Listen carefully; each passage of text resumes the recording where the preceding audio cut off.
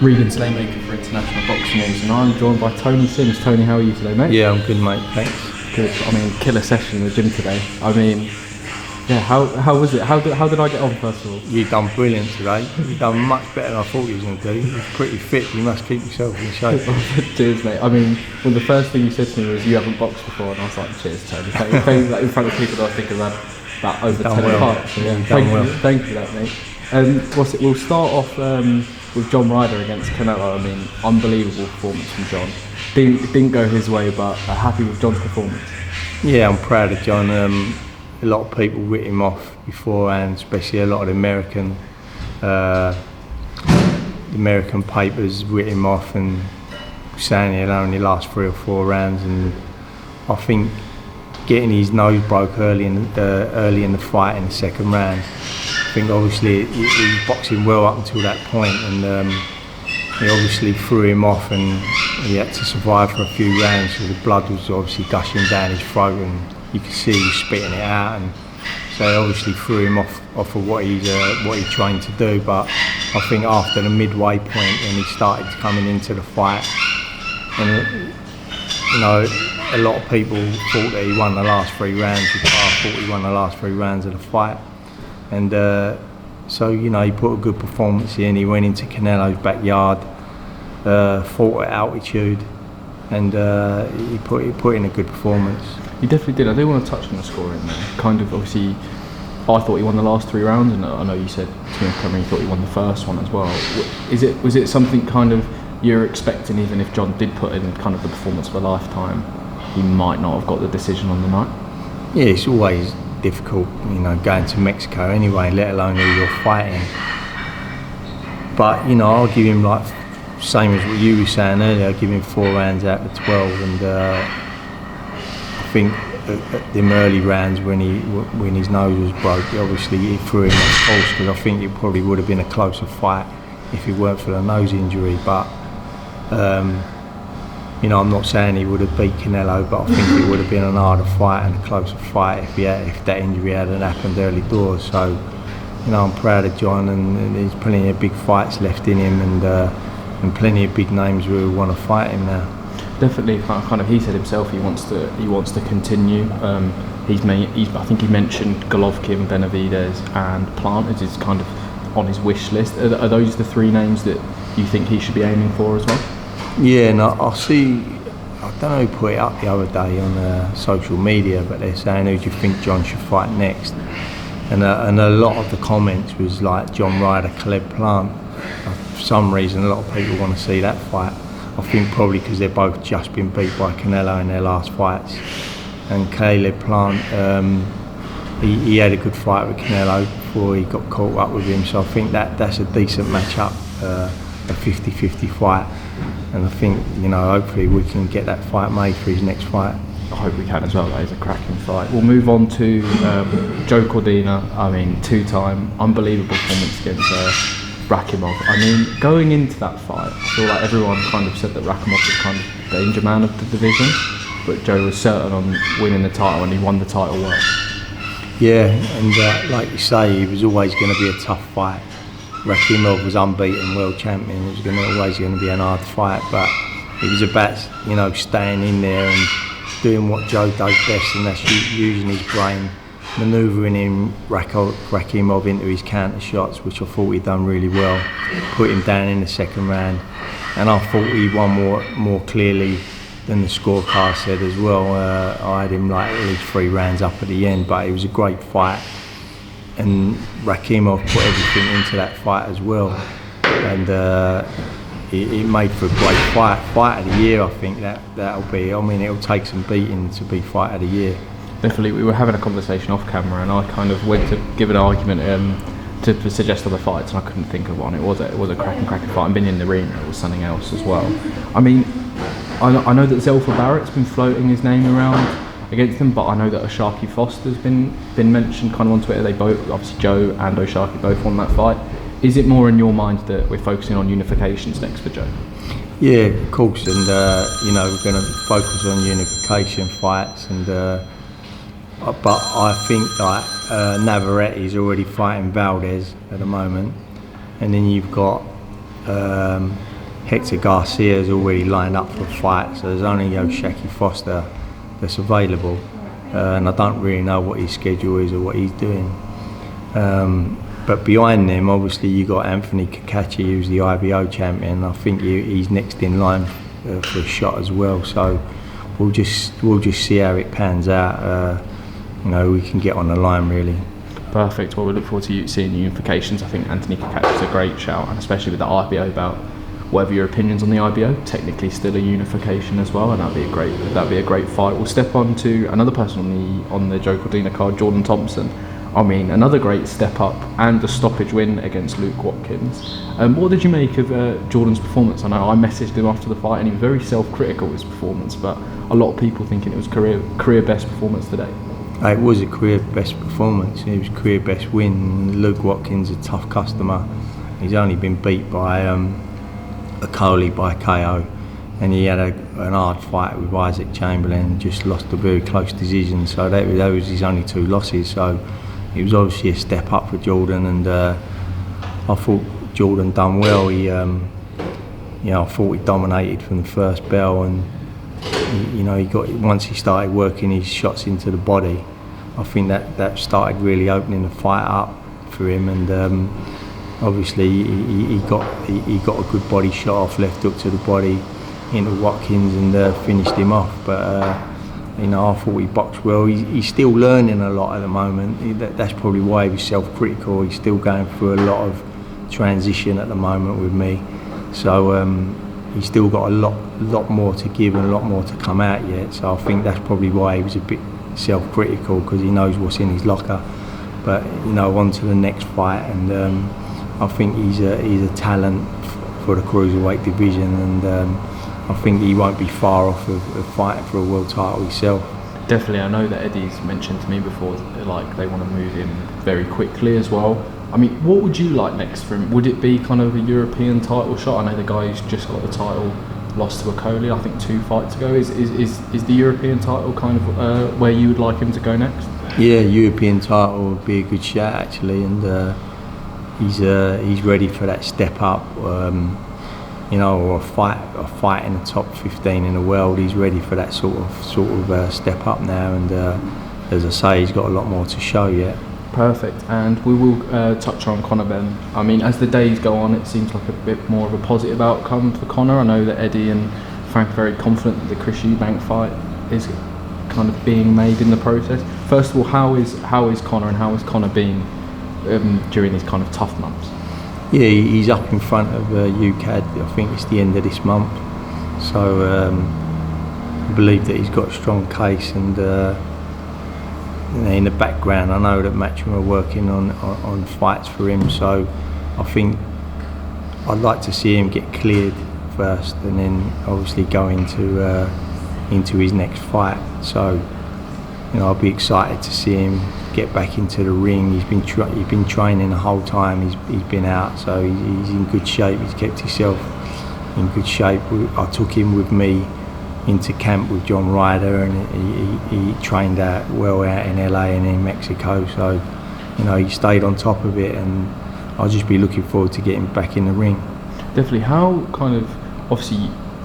difficult has this been for you, obviously, because whilst Conor's been going through this, but I know that online a load of people are just jumping to conclusions, whilst you still have to do your job with all your other fighters. Obviously, we've just named a few of the successes there. How has it been for you during this time? Yeah, it's been tough, but tough times don't last, and it's the same with everything in life. There's always hurdles and obstacles you got to get through. And this one obviously hit us hard last year, but I believe that Conor's an innocent person, and I believe that he'll come out through this and get back on track with his career. Perfect, and so do we. And also, as I said beginning there, it's looking like Chris Eubank Jr., kind of that rescheduled fight there. Is that the fight you would like next for Conor there? Well, just see, as I say, I'd like to see him obviously get cleared, and then and then talk about opponents afterwards. But that's not my job. That's Matchroom's job to schedule fights and promote fights. So I know they're working behind the scenes, you know, on fights, probably in this autumn. So hopefully we get something penciled in. Perfect, definitely. We're looking forward to kind of Conor's return as well. Do want to talk about Demsey McKean there. He's just finished a bit of a session behind next to us. I think he's linked with every single heavyweight on the planet that has a world title or on the fringe of world level as well. The two big names. First of all, how has Demsey been in the gym? Seen him doing some work with Jordan Thompson as well the other day. Yeah, he's same again. He's an hard worker, Demsey, and he's kept in the gym the whole time. You know, he's waiting patiently for a big fight to come. Obviously, the weeks and the months are running away really so quickly, and he just needs to get something penciled in there. But by the sounds of it, he's you know, the offers is going to start to come in soon, and as I say, he's like ranked number 10 or 11 in the world, so he's looking for a big fight next, and he's unbeaten in 22 fights. So he's just been training the whole time really. Perfect, and obviously he's been training through this whole time through kind of being linked with these names and kind of obviously some of these major fights falling through. I know that Tyson Fury was one in the past, Anthony Joshua, but it looks like Filip Hrgovic is next. I know that that's a fight that Eddie's mentioned. How do you see that fight going? Obviously that pretty much is a world title final eliminator for Demsey with Hrgovic ranked number 1. Yeah, and you know, it's a big fight, and Hrgovic he's like a world-class operator. He's obviously number 1 by the IBF, so you know, it's a tough fight, but it's a sort of fight that Demsey McKean should be going into now. You know, he's been a pro quite a long time, and he's got an unbeaten record, so you know, he'll look forward to be taking that fight on. Completely agree with that one. And then the next fighter I want to talk about, Felix Cash. Great to see him back in the gym. I think I did let off a smile when I saw that he was back in the gym the other day on his Instagram. Kind of how has Felix been, obviously, since his withdrawal from the Signani fight in April? Yeah, you know, he's come back in the gym. Obviously, we talk about mental health outside of boxing, and some fighters genuinely do suffer with that. And but we've got Greg Meehan working with Demsey now, who's a mind coach, and I think that's what Felix needs. He needs to be mentally stimulated, and he's got everything, all the talent in the world. You know, he's a good fighter, and he trains hard, and I think if we get his mental side, his mental prep done, then I think he's looking at boxing in July again. So look forward to getting him back out. Perfect. And it looks like, I know Ammo Williams that fight is kind of, even though it was never scheduled, it was always seemed to be scheduled with everyone talking about it. Kind of huge fight for Felix, probably a world title eliminator as well, with them both being highly ranked with the WBA. Is that, obviously, that's a fight that's got a bit of needle in there. Is that the fight you think Felix needs to kind of send his way back to the top? Yeah, without a doubt. And you know, Ammo's a good fighter, he's unbeaten. Felix is a good fighter, unbeaten. So as you say, they're both highly ranked in the world. So you know, that will definitely be a world eliminator, and we're hoping to schedule that in Felix's next fight. Perfect. And I do want to touch on, I think it was a while ago now, I think it was last December, where kind of Ammo was kind of questioning Felix's heart alongside a former stablemate and world champion from your gym, Darren Barker. Darren Barker was kind of got a bit pissed off, to be honest, with what Ammo was saying. How nice is it to kind of see fighters that are no longer in the gym still kind of defending fighters that obviously still train them as well? Yeah, and Darren's like close to this gym. Obviously, I guided Darren to the world title, and he's obviously close with everybody in this gym. So you know, whatever ex-fighters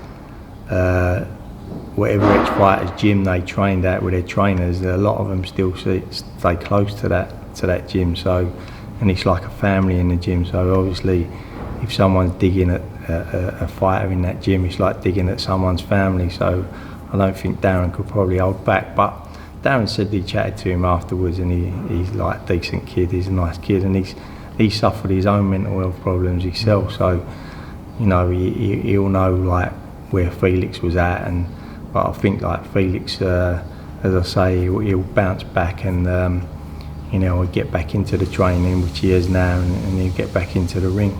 Definitely, I'm glad that Darren and Amo kind of had that chat afterwards, because it looked like they were going into a final eliminator for the world title again. And then Craig Richards as well, struggled with injuries last few times. I think the Bolotnik's fight's been rescheduled twice now. How has Craig's recovery been, and do you know when kind of we'd see him back in the ring as well? Yeah, well, funny enough, he'd done it sparring with Jordan Thompson, and when he was scheduled to fight Bolotnik's, and he'd done it sparring with Jordan, and he tore a tendon in his thumb, and he's had to have his thumb like in a cast for 8 weeks.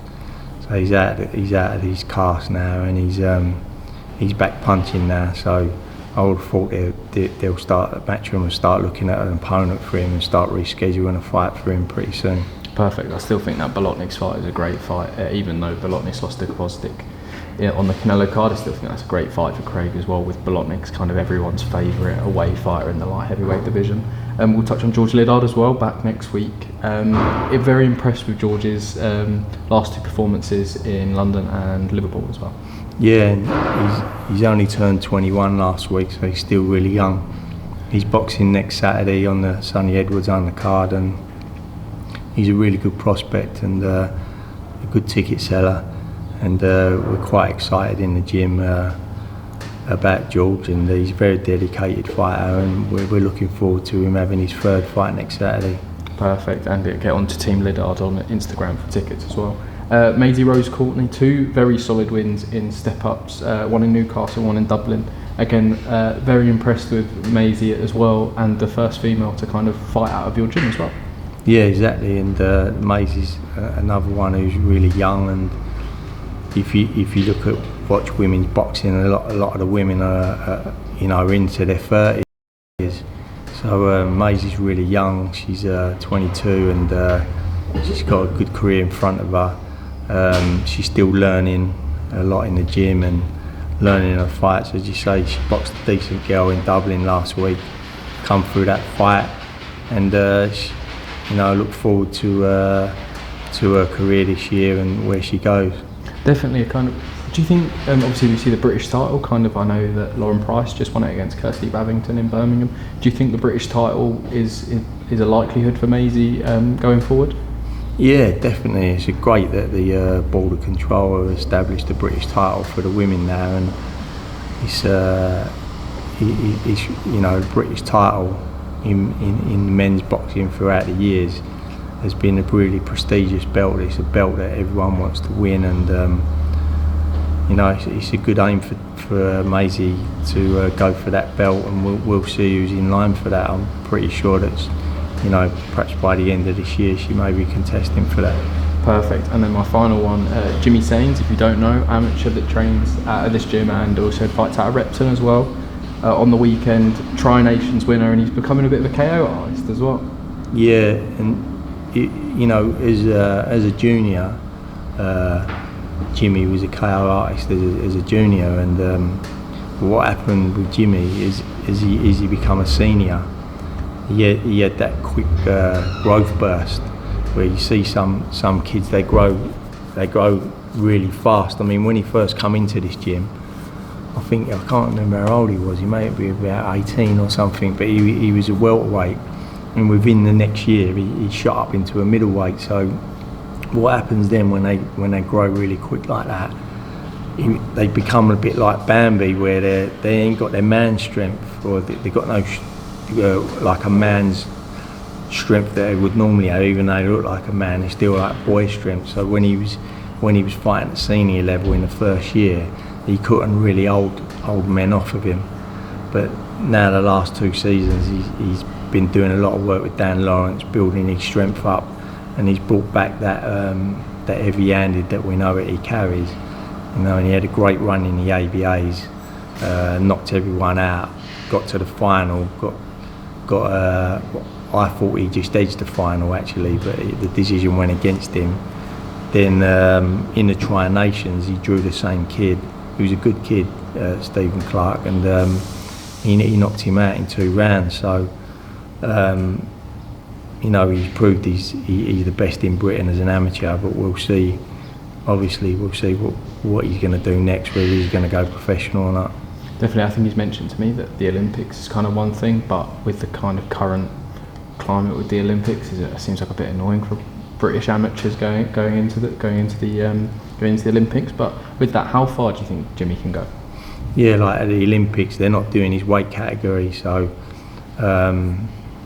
it's a bit of a pointless thing for him thinking about the Olympics next year because they're not doing middleweight. So I think he'll be looking to turn professional, and he's another one who's young. He's got a great career in front of him. Perfect. And my final question, obviously, Kevin, I don't know if he's still here. I just walked out. Obviously, you've got Kevin and Dan Lawrence kind of helping you with the team. I know Peter as well does a lot. How important is it to kind of have that kind of support structure when you're training such world-class fighters?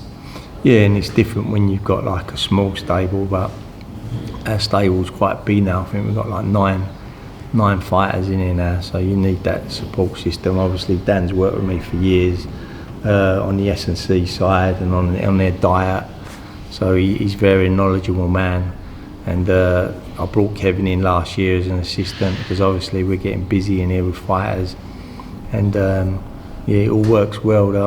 I'm happy with my team that we've got around us. We've got obviously Greg Meehan, who's a mind coach, who talks to all the fighters, and gets them mentally ready. So we've got a good team around us, and it's a close-knit team as well. Perfect. Well, Tony, thank you for giving me your time today, mate, and thank you for the killer session. And obviously my son Charlie is the manager. Of course, can't forget Charlie. Yeah, and obviously Matchroom are the promoters. Never forgetting anyone in this interview ever again. Right. Tony Sains. Thank you very much. Cheers. Thanks, mate.